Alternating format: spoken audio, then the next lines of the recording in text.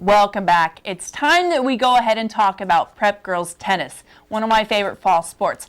And with me, I have in-studio guest, Sports Desk reporter Patrick Alog. How are you? I'm doing well, Bonnie. Thank you very much. You're quite a tennis enthusiast. As a matter of fact, I'm going to go ahead and call you the Sports Desk tennis analyst. You like that? That's a good title, better than some titles, but I'll take that. Are you a good tennis player? I try to hold my own. I'm not Roger Federer, but I can hold my own. I actually have a bet for you. What is it? Why don't we go ahead and play a tennis match sometime in the next 2 months, and then we'll air it and we'll see who's better. I think that's a great idea. Of course, though. Are you sure you want to take this? Yeah. I mean, I might not be as good as Gracie Davis of the South Spartans, but I think it'll be a good match, though. All right. Why don't you go ahead and break down the South Spartans fall season? All right. Thank you very much, Bonnie. In the last few years, South tennis hasn't exactly made noise in the SoCal prep tennis scene. However, for some of the players, it was their last chance to create a legacy at South, which they certainly did, as the Lady Spartans made some school history with their achievements. South came in as Pioneer League champs and are making their first CIF appearance since 2007 under fourth-year head coach Ken Hance, and beat Bolsa Grande out of Garden Grove in the first round 13-5 and Windward 15-1 in round 2. In the quarterfinals, South faced off against Arroyo out of El Monte as South #1 senior Gracie Davis swept her singles matches, helping the Spartans to victory in a shortened 10-6 match due to darkness. South doubles #1 Kendall Town talked about their confidence going to that quarterfinal match.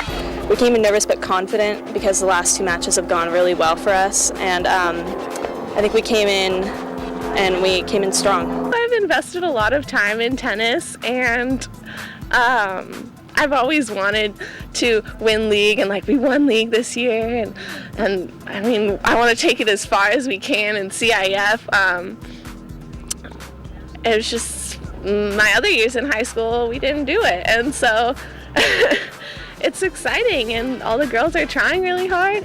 In the semifinals, South went off against #2 ranked Cerritos, hoping to upset the Lady Dons, and in the first round of matches, South #1 Gracie Davis easily defeated Cerritos #1 Karen Zhang by a score of 6-love. However, that was the only point in the first round of matches for South, as they went down 5-1, including Cerritos #2 defeating South #2 Crystal Lynn.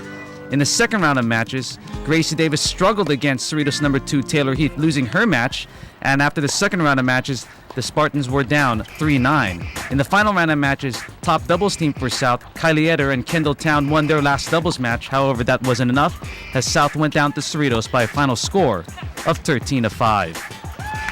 I feel really proud of the whole team because we've been doing really good in league, and then this just shows how much we've improved, and I'm really happy. The Lady Spartans of South High won the Pioneer League Championship for the first time since 2007, and that was also the last year they made it to CIF. Their CIF semifinal appearance was the first in school history.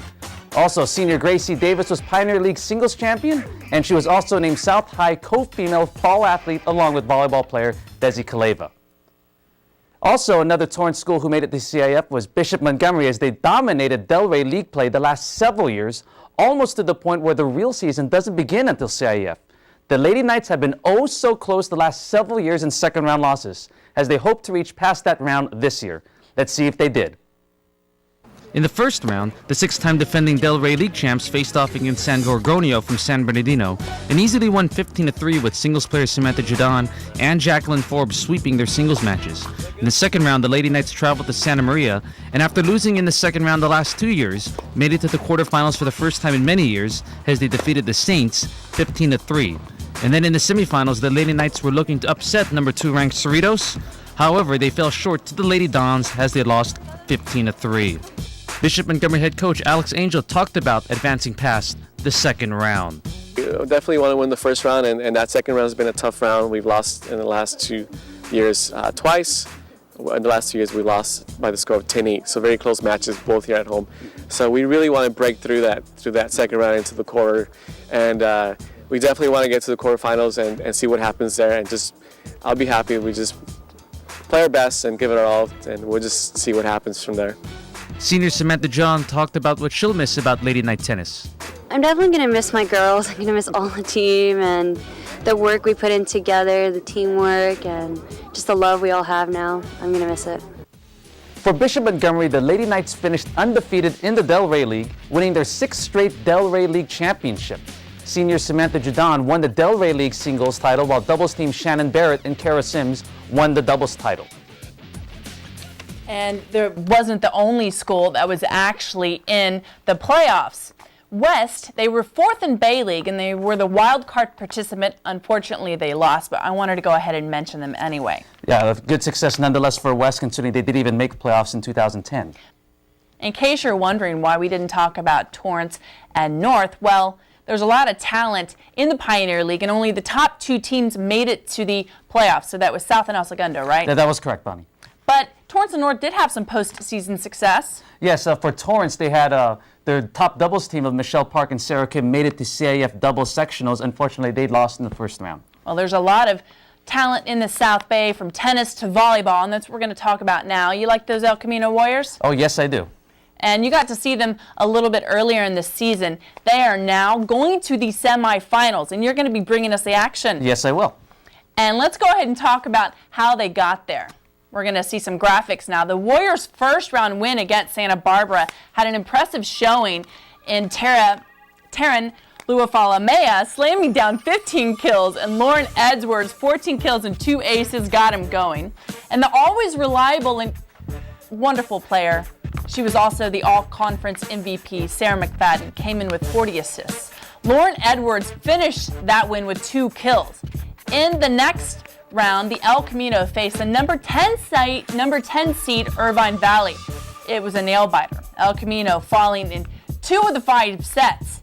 In the 5th and final set, though, they got out from under their opponent's thumb, and it seemed like every time they scored a point, Irvine Valley answered back. They would close out the final game with a win of 15-13. Keely Stevenson set the Warriors D with 24 digs, and Taryn and Sarah steadied the attack, and Nigeria Owens and Caitlin Edwards added to the win. They will host the SoCal Regional Semifinals, and you're going to be bringing us that action. I think it's against the number 3 seed Grossmont College. Are you excited? Oh, I'm very excited, and hopefully we'll see if they can make it to the finals. Well, Patrick, this is the time in the show where I like to let people know how to get in touch with us. Can you go ahead and tell us the number and the website? I'll do my best. If you want to contact us, you can call us at 310-618-5762, or you can also email us at the Sportsdesk at torranceca.gov. You can also view our shows online at www.torranceca.gov, or on one of my favorite sites, YouTube, and you can search Torrance Sports Desk. That's right. So if you watch it on Time Warner Cable or Verizon Bios here, you can always see the show number at the very end of the show, and then you can go ahead and go into the YouTube and say The Sports Desk and put the show number. It's very exciting. I know you watch it all the time. I do. It's one of my favorites. Well, for Patrick Alog and myself, it's been a great show. And Torrance, until next time, play hard.